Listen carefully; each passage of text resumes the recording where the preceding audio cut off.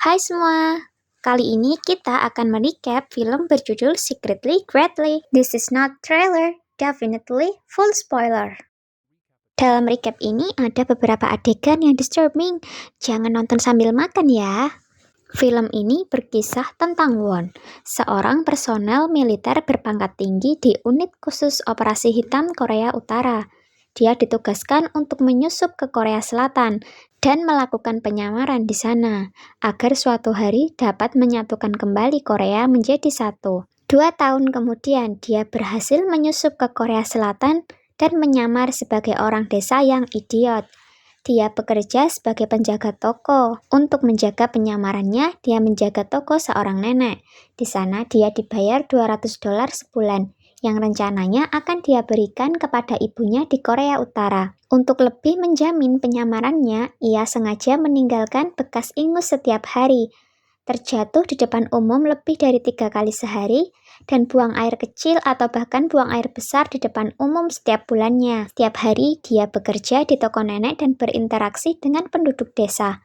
Meski dia bertingkah bodoh, penduduk desa tetap baik padanya dengan cara mereka. Di desa tersebut, ia berteman dengan profesor mata-mata Korea Utara lainnya yang juga telah aktif selama 16 tahun. Mereka prihatin dengan tahun-tahun terbengkalai mereka, karena mereka mulai melupakan identitas asli mereka. Bahkan profesor mulai menikmati kehidupan duniawinya di desa itu, bebas dari kelaparan dan pelatihan militer yang keras. Suatu hari, profesor mendengar bahwa ibunya meninggal pada musim dingin yang lalu, dan sangat menyesali tahun-tahun itu. Won yang bergabung dengan unit untuk memberi makan ibunya juga sangat merindukannya, dan tidak sabar ingin pulang ke rumah. Dia sering menulis surat padanya, tapi menyembunyikan semua suratnya dengan harapan dia bisa memberikannya suatu hari nanti. Dalam salah satu kunjungannya, dia mendengar bahwa calon penyanyi baru saja datang ke desa.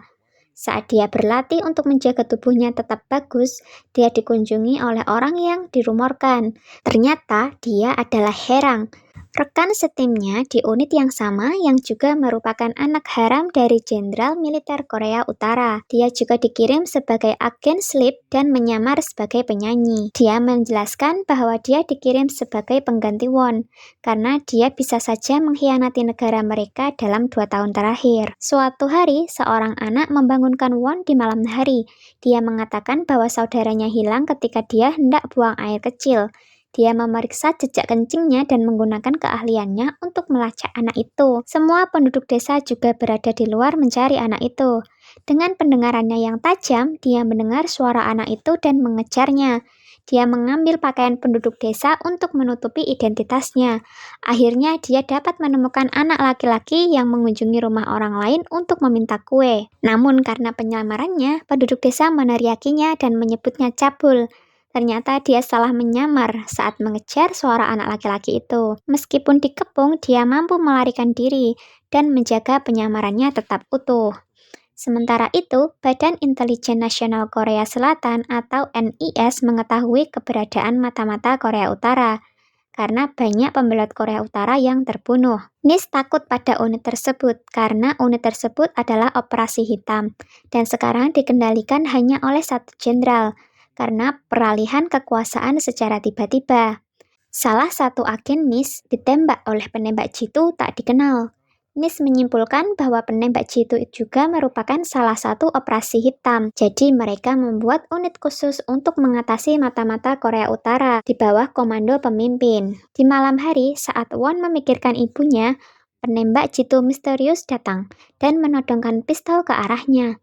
Penembak jitu tersebut dikirim oleh Korea Utara untuk memastikan tidak ada pembelot yang hidup damai di Korea Selatan. Melihat betapa Won setia pada negaranya, penembak jitu itu pun pergi.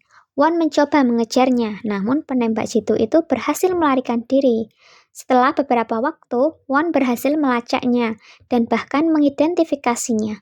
Penembak jitu misterius itu adalah Hae-jin, mata-mata termuda di unit yang bergabung dalam operasi hitam karena kekagumannya pada Won. Hae-jin ditugaskan untuk menyamar sebagai siswa sekolah menengah dan menjalankan misinya membunuh para pembelot Korea Utara. Maka, Won, Herang, Hae-jin, mereka bertiga mulai menjalani kehidupan damai di desa, karena penduduk desa baik terhadap mereka. Mereka seringkali secara diam-diam membantu mengusir orang yang jahat yang datang mengganggu kehidupan masyarakat. Suatu hari, nenek hampir terluka, kalau bukan karena Won yang menyelamatkannya.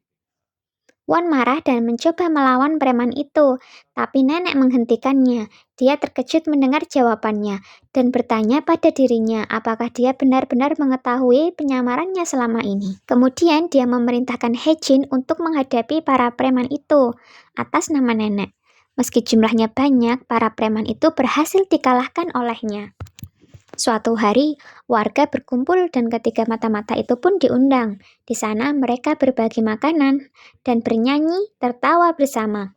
Won menikmati waktu itu karena dia teringat akan kerasnya masa lalu di utara. Dia diam-diam menyukai tempat itu, tapi takut untuk mengubah dan membela kewarganegaraannya. Sementara itu di utara, Jenderal Angkatan Darat mengetahui agenda NIS untuk menangkap mata-mata.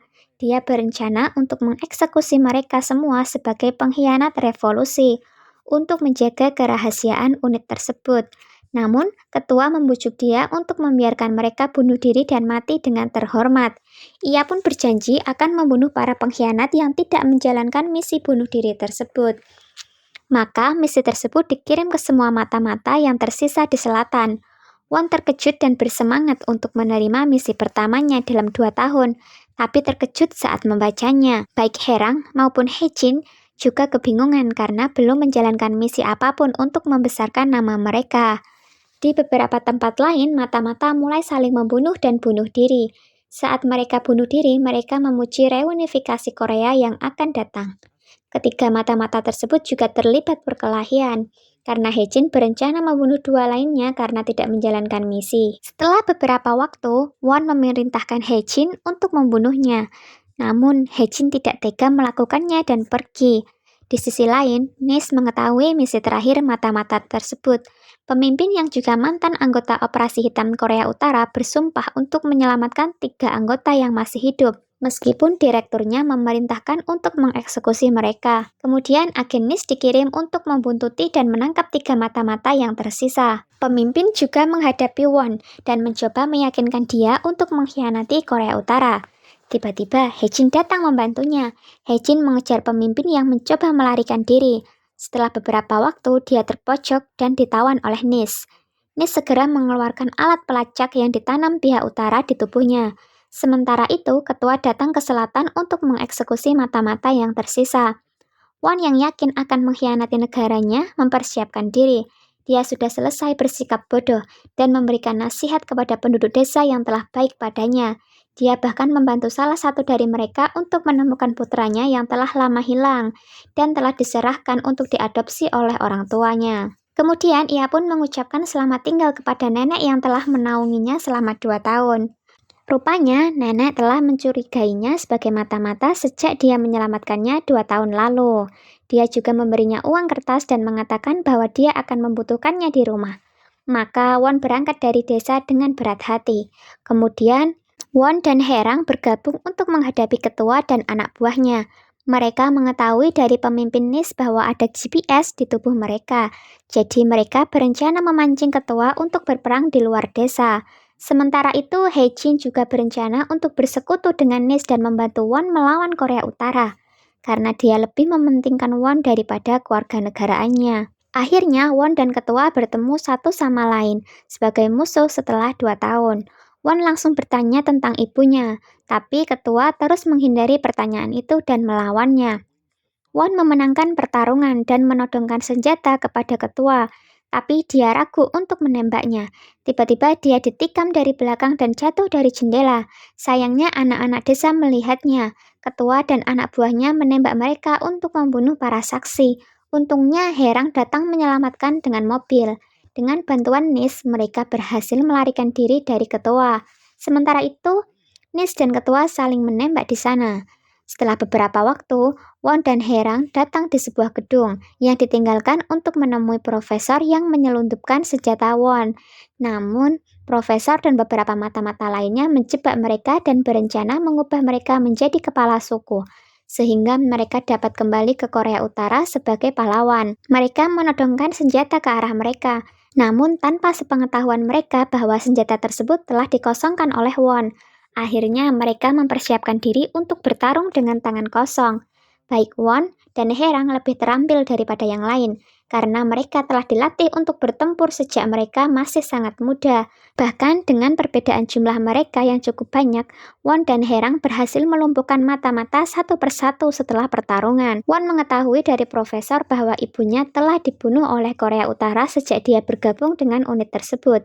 Dia sangat terpukul setelah mendengar berita itu dan tidak bisa bangkit kembali. Tiba-tiba penembak jitu dari utara menembaki mereka. Sif dan Nis juga tiba untuk bergabung dalam perkelahian terakhir. Hejin membebaskan dirinya dan mengeluarkan penembak jitu Korea Utara untuk membiarkan Nis memasuki gedung. Setelah beberapa waktu, Won dan Herang terpojok di atap. Di sana mereka menghadapi ketua dan anak buahnya sekali lagi. Meski terluka, Won masih berhasil mengalahkan para anggota utara. Herang ditusuk di bagian perut dan tidak bisa melawan lagi. Akhirnya pertikaian antara Won dan ketua pun terjadi. Mereka bertarung secara setara selama beberapa waktu sebelum saling mencekik. Ketua keluar dan meninju Won beberapa kali. Ketika keadaan menjadi lebih buruk bagi Won dan Herang, Nis akhirnya tiba dan mematahkan status quo. Tiba-tiba Hejin menampakkan dirinya dan menodongkan senjata kepada ketua.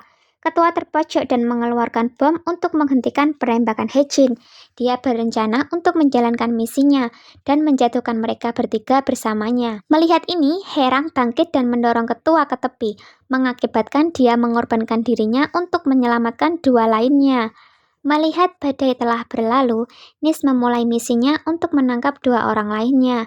Pemimpin berdiri di antara mereka dan mencoba bernegosiasi.